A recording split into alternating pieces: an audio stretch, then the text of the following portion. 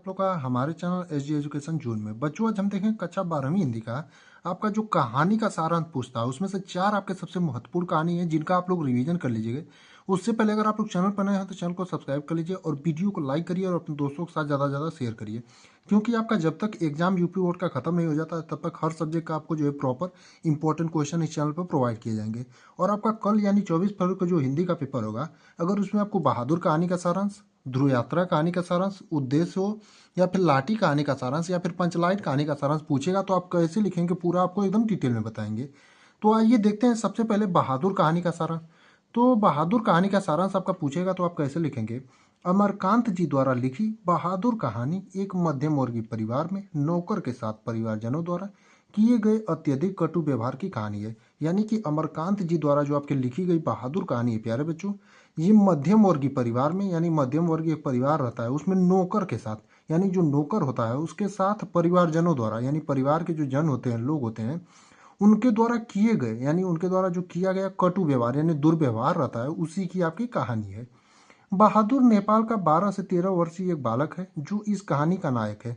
यानी कि जो आपका बहादुर है प्यार बच्चों, नेपाल का एक 12 से 13 वर्षीय बालक था जो कि इस कहानी का क्या था, नायक था, यानी हीरो था, जो अपनी माता के दुर्व्यवहार से तंग आकर घर से शहर चला जाता है। यानी कि प्यार बच्चों, आपका बहादुर जो होता है वो अपनी माता यानी अपनी खुद की माता के व्यवहार से तंग आकर के क्या करता है, शहर चला जाता है और वहां पर निर्मला के परिवार में नौकरी करने लगता है। और शहर में जाकर के जो प्यार बच्चों आपका बहादुर होता है वो निर्मला के परिवार में क्या करने लगता है, नौकरी करने लगता है।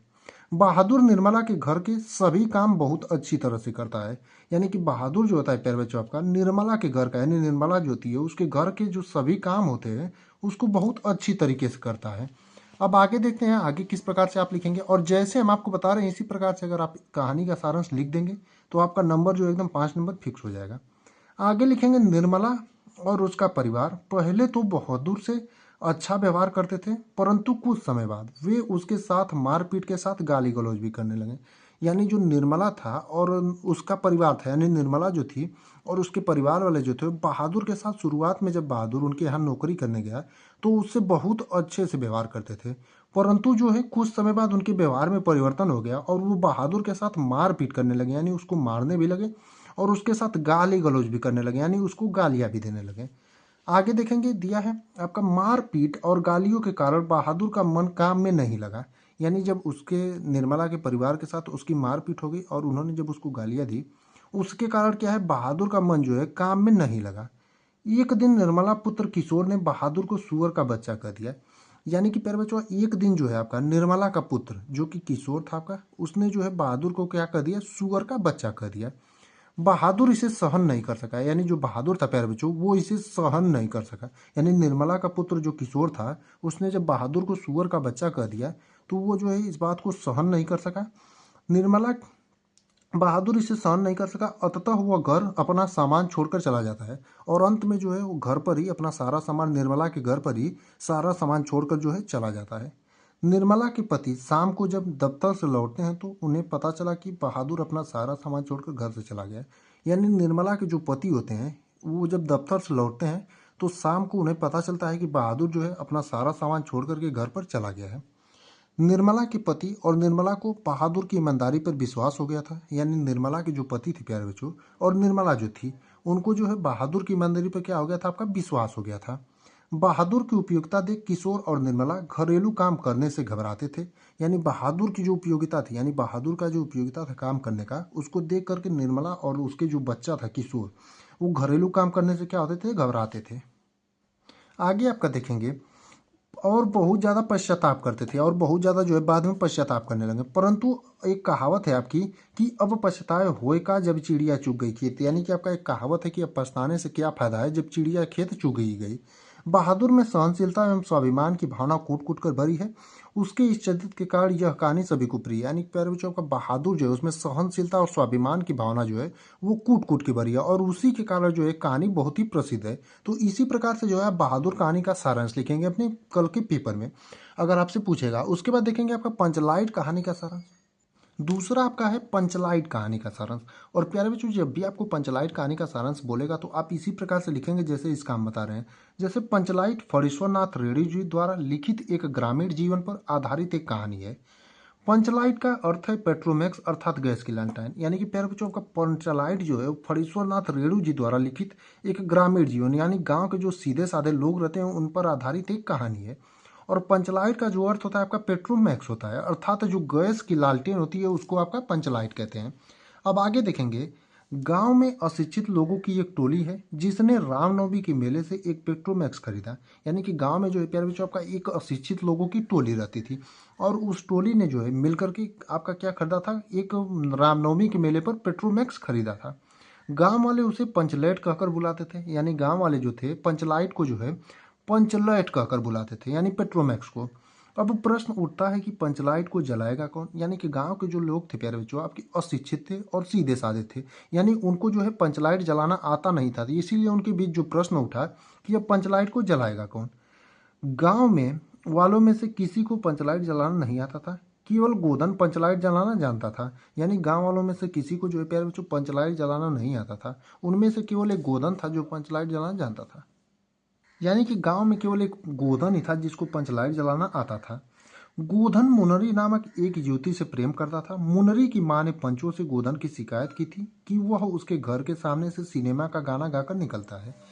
यानी कि गोधन जो होता है प्यारे बच्चों आपका, मुनरी नामक युवती जो थी गांव की उसी से प्रेम करता था। और मुनरी की जो माँ थी गुलरी, उसने जो है गोधन की जो है शिकायत कर दी थी पंचों से कि वह जब उसके घर के सामने से निकलता है तो सिनेमा का गाना गाकर निकलता है। इस कारण जो है पंचों ने उसे जाति से निकाल दिया था। यानी जो पंच थे उसने गोधन को इसी शिकायत की वजह से टोली से निकाल दिया था।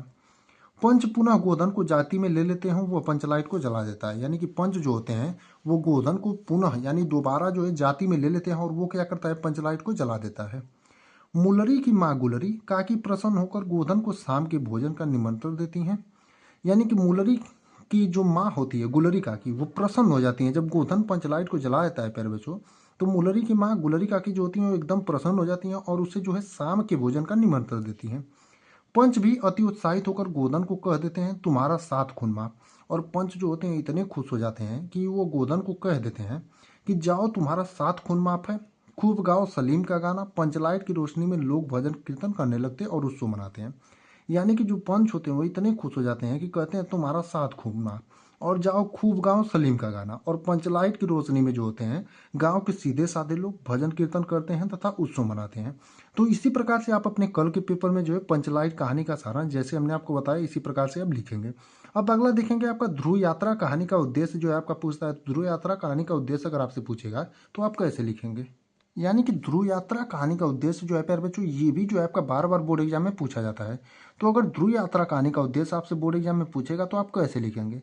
जैसे लिखेंगे आप, ध्रुव यात्रा हिंदी के सुप्रसिद्ध कहानीकार जैनेन्द्र कुमार द्वारा लिखित एक मनोवैज्ञानिक और मार्मिक कहानी है।